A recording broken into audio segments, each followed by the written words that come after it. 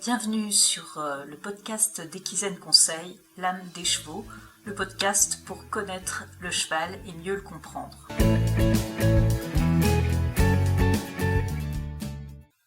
Bonjour, on se retrouve comme chaque semaine pour parler éthologie équine, comportement, éducation, relations et bien sûr bien-être du cheval. Aujourd'hui, on va parler relations. Mais déjà, c'est quoi une relation ?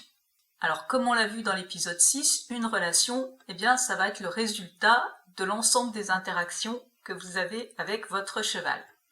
Donc, c'est vraiment la somme de l'ensemble de toutes vos interactions qui va définir votre relation. Plus il y a d'interactions positives, plus la relation sera agréable. Si vous avez beaucoup plus d'interactions positives que négatives, il y a de fortes chances pour que vous ayez une relation de qualité qui se maintienne dans le temps. Au contraire, si vous avez plus d'interactions négatives que positives, alors la relation va se dégrader progressivement. Le titre de cet épisode, c'est « Les fondamentaux de la relation ». Alors, quels sont ces fondamentaux ? La première chose, c'est de connaître votre cheval. Alors, pas seulement dans les activités que vous avez avec lui, mais aussi en dehors de ces moments-là. Donc, il va falloir prendre le temps de l'observer.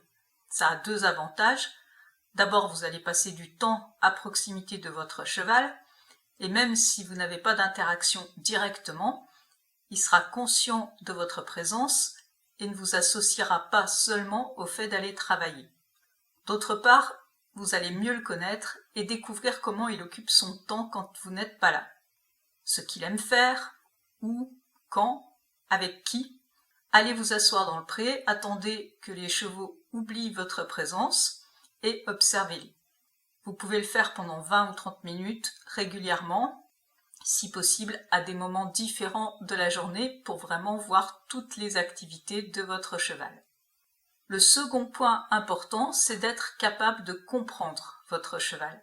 Ça signifie qu'il faut apprendre à décoder son comportement en fonction du contexte dans lequel le cheval l'exprime. Si on ne sait pas lire le comportement de son cheval, on risque de mal comprendre ses réactions. Et si on comprend de travers, on va avoir des réactions inappropriées et générer de l'incompréhension et du conflit. Rapidement, la relation va se dégrader et également le bien-être physique et mental du cheval. Troisième point, il faut également comprendre comment le cheval nous perçoit. Pour ça, il faut bien connaître le monde sensoriel du cheval, c'est-à-dire la façon dont il perçoit son environnement à travers ses sens, là encore pour mieux comprendre la manière dont il réagit à cet environnement et dont il réagit à nos réactions. Enfin, quatrième point, il faut avoir un minimum de connaissances sur les capacités cognitives du cheval. En particulier, il ne faut jamais oublier la capacité du cheval à mémoriser par association.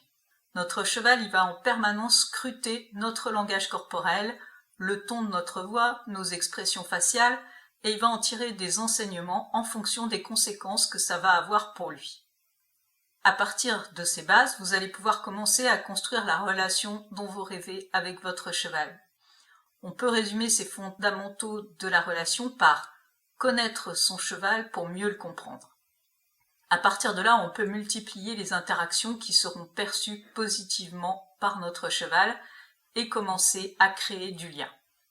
En complément, si le sujet vous intéresse, vous pouvez aussi écouter ou réécouter l'épisode 6, Construire une relation de confiance.